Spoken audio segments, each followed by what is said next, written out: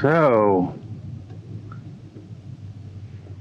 we're at the little town of Red Oak 2, which is actually the creation of an artist from Red Oak, which is 15 miles or so from here. And he went off to war, and when he got back from war, the town was sort of deserted, or at least diminished. And he decided to move some of the buildings from there and other places here. And he was an artist and created a bunch of art, so this should be interesting. Well, as you can see, I lost my audio. Oh well. So Red Oak 2 is the creation of the artist Lowell Davis. And among the buildings that he brought to Red Oak 2 were several homes which were beautifully restored. And most are privately owned now. In fact, all of them are privately owned now. But this one didn't seem to be occupied and not marked or blocked off, so what a gorgeous etched window there. So this will be the only house that we look into. And then right across the street was the first art that we saw. And that's the restaurant in the background, which we'll visit at the end of the video. But right next to it was this old barn, I guess. And inside this incredible diorama with the flapper and the Model T, gas pumps, the old gas station in the background, and gas being pumped.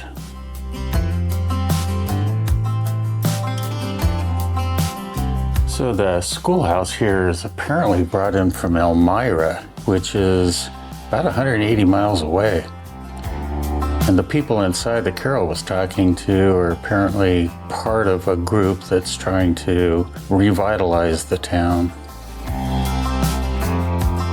Now the blacksmith shop was one of Davis's favorite, as it was his grandfather's. But inside it sure doesn't look like a blacksmith shop, does it?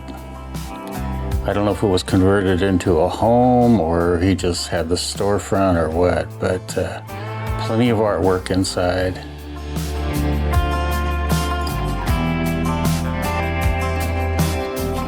And then I spotted this outside.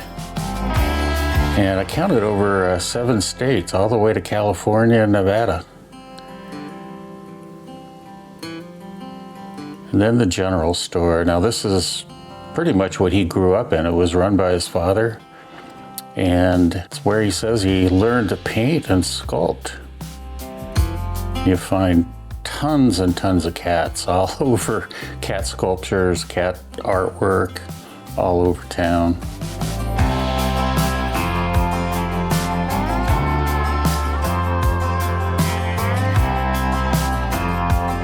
Inside, there's a lot of memorabilia from, I guess, visitors taking pictures with him. Sort of set up like a diner almost. And another cat sculpture.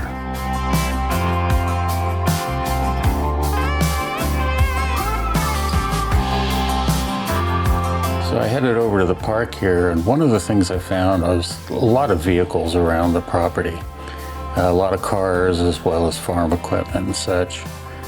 And here he did a job in creating a cabriolet, complete with a, I don't know what you call that thing, and a flocked roof, and an airplane. Check the engine out, because that's a wheel from a truck or something, and welded on some pistons. Look at the detail here, just everything. The guy must have just had one heck of an imagination. Just coming up with various ideas, including a machine gun with bullets.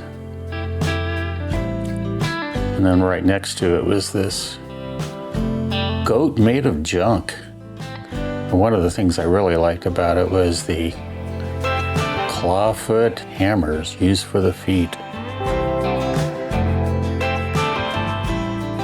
And this was right here in the town, Missouri Summer Night. And this was his home. It's the only one owned by his family, as his widow still lives here. And again, there's just art everywhere. And this home was actually the childhood home of Belle Starr. Remember her from Fort Smith? This is the Phillips 66 station he got from a villa or a villa, don't know how they pronounce it, which is just a few miles down the road on Route 66. Thought I'd take a look inside, not too much to see in there, but boy, the place was just gorgeous. And then right across the street was a surprise.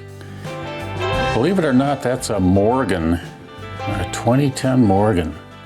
Beautiful car. The owner was the unofficial mayor of town, I guess. A longtime friend of Davis's. Anyway, absolutely gorgeous. I was just amazed that Morgan even still made cars, and they still do. And then, just as cool really is this old Nash. I always, as a kid, knew people that had Studebakers and Nash Studebaker, whatever, and they were always really interesting designs. Great juxtaposition of the two cars, huh? And there were plenty of dogs roaming. Art everywhere, even on the seats. Now, he does have a reputation as being the Norman Rockwell of rural art. And so the town even comes complete with its own theater. I don't know if, I guess you would just call it a outdoor walk-in cinema, huh? And a lot of the houses, like I said, are occupied, but there's just this great artwork out in front of them. We'll see several of examples as we go along. Another one of the houses he brought in.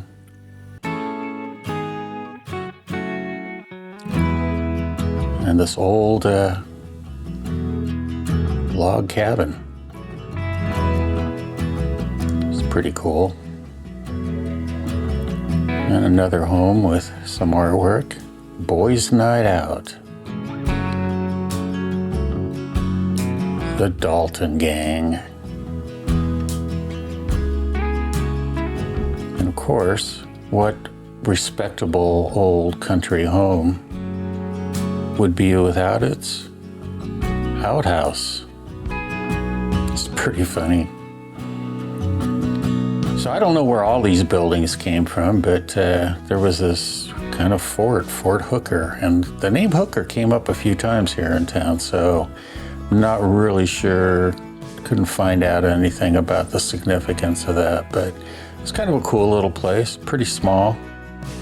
Not really sure what it would have been used for, if it was actually a fort somewhere, or try to look it up, couldn't find anything. And more artwork. Another one of the homes. I mean, these homes were just gorgeous, you know, but they are private residences, most of them. And then there was this tiny house, and I'm not really sure the story behind it either. But there's this little creek along the way here that kind of runs down the middle of town. And going inside the little tiny home here was kind of cool, nice and cozy.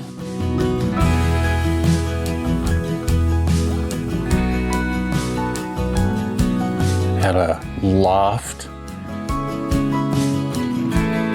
and then several family pictures inside. Someone's family. I'm not really sure if this was Lowell Davis's family pictures, or anyway, I don't know if this was like grandparents, great-grandparents.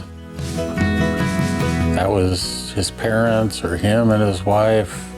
I thought this was really odd. There's the outhouse at the head of the creek.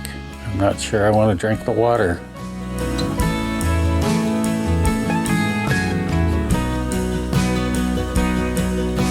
And he actually makes a lot of little figurines, but also some pretty large sculptures, and this one was pretty cool, right next to the Iron Horse area.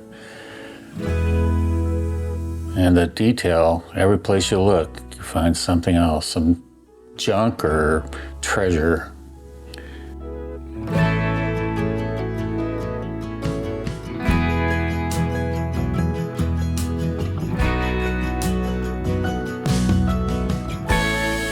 And then this, like I said, the Norman Rockwell of rural art had several of these sorts of things, and it was pretty cool. It's pretty incredible here, the attention to detail, her boots and the dog and everything.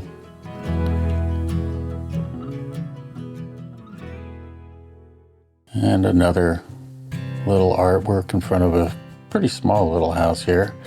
But this plane in the background was just a crack up. Just kind of sitting there with Betty Boop. Great. Haven't seen that for a while. But I decided to kind of take a look up in the hatch here underneath. And see all the controls under there, and just kind of fun. But yeah, great old plane just sitting in the middle of the yard back there. I don't know. And the guy had a sense of humor, huh? Did you ever see it?